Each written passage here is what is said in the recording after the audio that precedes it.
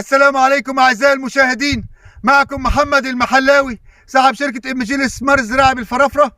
النهاردة احنا في الأرض اللي جنب الفرافرة. الناس كلها تقول لي يا دي الأرض اللي جنب الفرافرة يا أستاذ محمد. طب هعمل إيه؟ ما أنا أرضي جنب الفرافرة، مسافة قريبة، دي ميزة لي. طب هنقعد على الأرض اللي جنب الفرافرة؟ أيوه، ما هو كذا بير، بنخلص بير بنروح بير. اللهم صل على النبي. زي ما انتم شايفين احنا طبعا نزلنا الميه، وانا صورت لكم من زمان، ونزلنا الميه والناس بتروي. اللهم صل على النبي. حلو كده. انتوا شايفين الميه اهي شديد. على السريع كده يا محمد، مميزات ارضك ايه عشان نشتري عندك؟ اول حاجه القرب يا ابن عمي. لو ارضك بعيده هتكسل تروح، الارض القريبه هتجري. هم 6-7 كيلو في مواصلات، مفيش هتشبط بره وتمشي حته وتشبط مع واحد موتوسيكل، ايه يعني هم هتروح. غير الارض البعيده عايزه موضوع عشان تروح. يبقى طب الارض يا محمد ما 6-7 كيلو ده بعيد؟ لا، بالنسبه للوادي الجديد ده يدوب بعد حرم المدينه على طول. لكن لان هنا الكره، يعني ابو هريره بينها وبين الفرافره 45 كيلو. ابو هريره دي قريه من ايام عبد الناصر، فاللي حواليها مزروع، فانت عشان تاخد بعدها مثلا هيبقى بعدها بكذا، ب 20 ب 30 ب 40. يعني في ناس بينها وبين ارضها بال 70-80 كيلو، ف7 8 كيلو او 6 كيلو او حتى 15 كيلو، دي كلها امور قريبه. خلاص. يبقى اول ميزه هي القرب. اول ميزه هي ايه؟ القرب. تاني ميزه التربه الناعمه.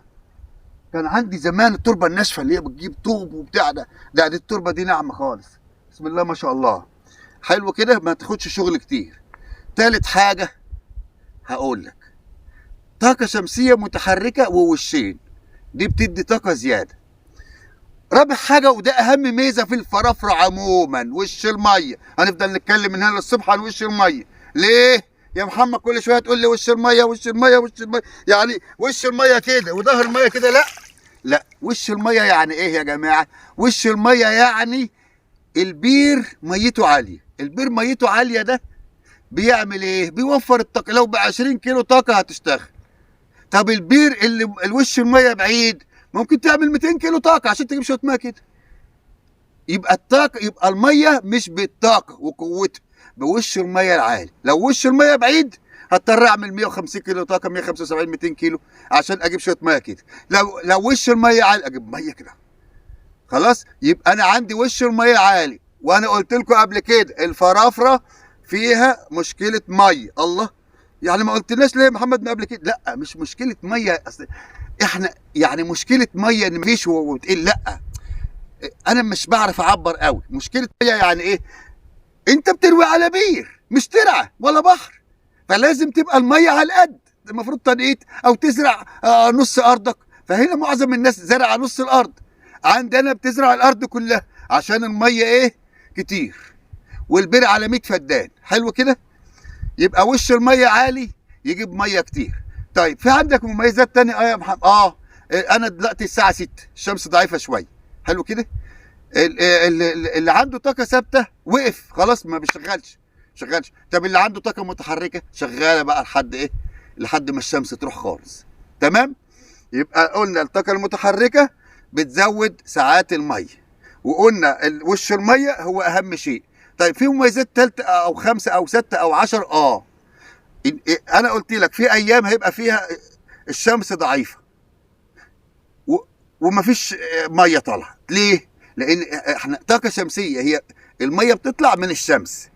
الشمس حلوه، الميه طالعه. الشمس مفيش، مغيمه، ما تطلعش ميه. طب وبعدين الحل ايه؟ انا بقى جايب لك مولد، تروح مشغل المولد وحاطط له جاز. انا ببقى جايب لك ومدفوع ثمن، انت بس حط له جاز وتروي. لان طب افرض يا محمد الشمس مش حلوه النهارده، اروي بكره. لا، واحد تاني هيروي بكره يقول لك لا انت مش هتروي. عندي الناس كلها، كل البير يا جماعه كل واحد له حصه. ال10 فدان لهم يوم بليله، يوم طاقه وليله ايه؟ ديزل. طيب افرض انا الشمس ضعيفه، يبقى نصيبي كده واشغل الديزل. يبقى مميزات عندي الفرافره كلها ما حدش بيديك ديزل. ويبقى مميزات عندي القرب. طب القرب ليه مميزات تانية؟ طبعا ال4 شبكات تليفون بيبقوا زي الطلقه. انا كنت بكلم واحد صاحبي دلوقتي بلاش اقول هو فين، لان فيه شركات بتبيع هناك، فانا لو قلت في الحته الفلانيه والشبكه ضعيفه فالشركه هتفكر ان انا بسوق فيه. هو اللي جنب الفرافره الشبكات عاليه جدا، يعني الاربع شبكات زي الطلقه، تشغل نت، تشغل مش عارف ايه، بيجي لي مكالمات دوليه وبرد عليها وانا قاعد في الارض خلاص. لكن التاني بقى الو مين، الو اطلع بره شويه، تتشل عشان عيالك في البلد يكلموك وانت في الارض، تتشل او تطلع اذا كنت انت بني بيت تطلع فوق عشان ترد. وفي واحد يبقى في ارضه وسايب التليفون فوق البيت عشان يرد على التليفون، لكن انت هنا لا، في ارضك وتليفوني في جيبي بزرع ومفيش زراعه يا جماعه. الزراعه هو بتعمل ايه؟ بتفتح المحبس بتروي، وكيماوي كل يعني شهر بتحط مره. مفيش زراعه زي زمان بالفاس والكلام ده، لا لا. لو فيه حاجه فيها حشائش الناس بتجيب لها دواء بترش. ما عادش فيه فلاحه، يعني واحد يزرع 100 فدان، ما عادش فيه حكايه فلاح وفلاح يزرع والكلام ده، لا ده العامل بيه. انا بروح الاقيه قاعد وحاطط رجل على رجل وبيشرب شاي على الراكيه وباشا، فبقول له صباح الخير يا سعاده الباشا العامل، فبيضحك. وعلى فكره معظمهم مؤهلات عليا، فباشا يعني هو عارف ان هو بيه راجل قاعد في الخلا والخضره والدنيا.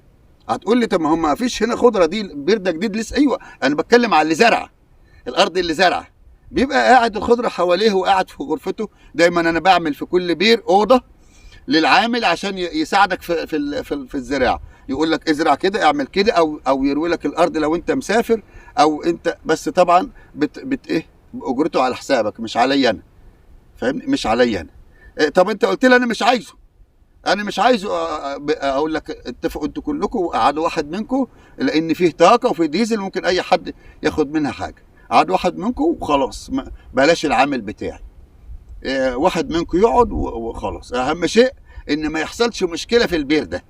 واحد يقول لي يا حاج محمد انا همضي لك ان انا مسؤول عن البير ده ومفيش حاجه تتسرق، ومشي العام، امشيه ونص، فاهم؟ طب والراجل اللي قال لك ازرع لي وهو مسافر بره، ابقى انا اجيب عامل يحضر ايام يزرع له. يعني الناس اللي في البير كلمتها تمشي علي، لان هم ملاك. انا مجرد ما بعت لك انا ماليش كلمه في البير الا بعد رايكم.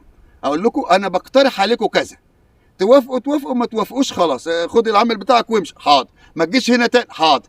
ليه؟ ده مالك، من حكم في ماله مظل. طالما انت ما بتغلطش فيا خلاص خد العامل وامشي، ده مش غلط. هو انت قلت لي ابوك ولا امك؟ فانا بقول ايه، الارض قريبه، الميه كتير. الفدان بكام يا محمد؟ ب 75. قال مش انت كنت تبيع يا محمد الاسبوع اللي فات اقل من كده شويه؟ قلت لكم ماشي، وانا قايل لكم من 5 السعر هيزيد. حلو يا محمد، انت كل شويه بتزود. ايوه في الايام الاخيره الكام شهر الاخيره زودنا مرتين. بس انا اقول لكم باذن الله انا هثبت السعر على الاقل بعد العيد بشهر. حتى في تعويم الايام ده فيه، بس حتى لو عومه مش هزود، هثبته لحد العيد، وممكن اللي بعد العيد بشهر.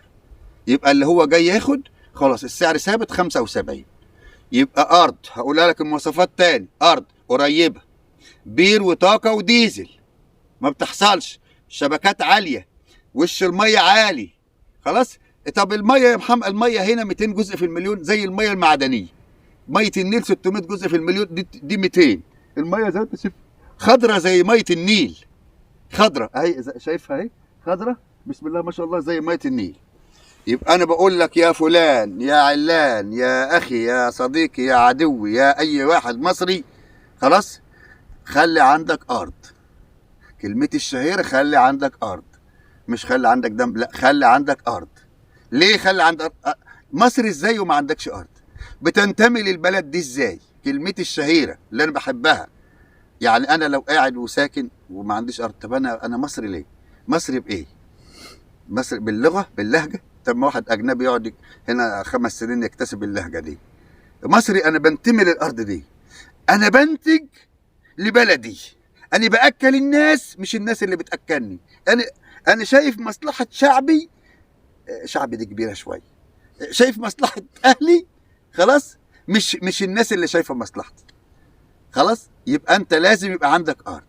قول ان شاء الله يا محمد انا معيش، انا هجيب منين يا عم؟ طب ما تشوف حق 3 فدان يا عم، 75 في 3 بكام؟ ب 225.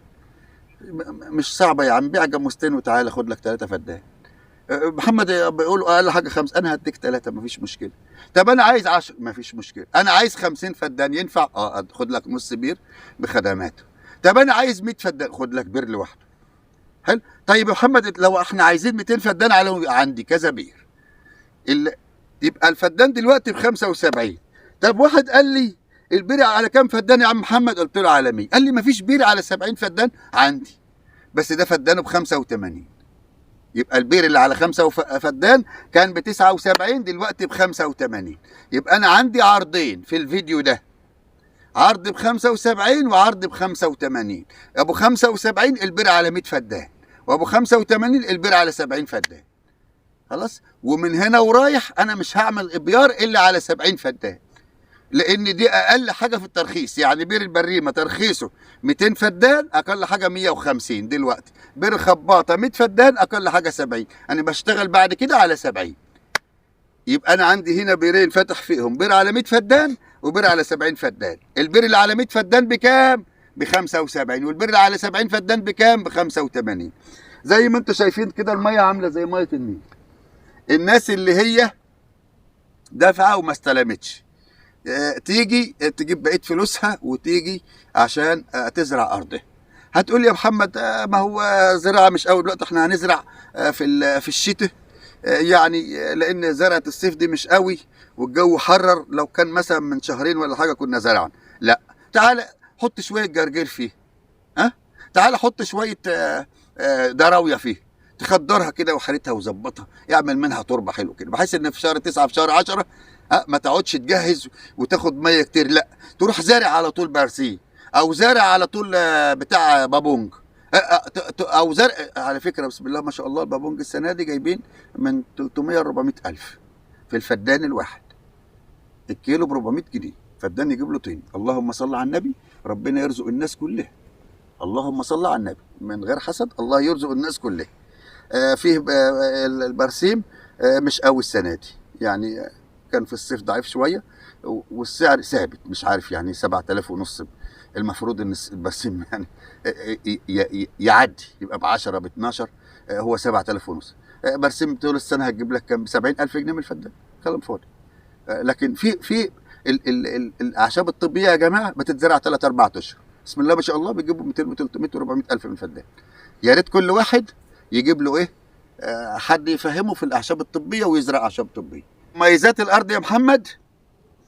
طيب بالنسبه للتعاقد اللي مسافر بره وبيقول لي يا محمد هحول لك فلوس وانت تخلي العمل على الارض، حاضر من عينيا.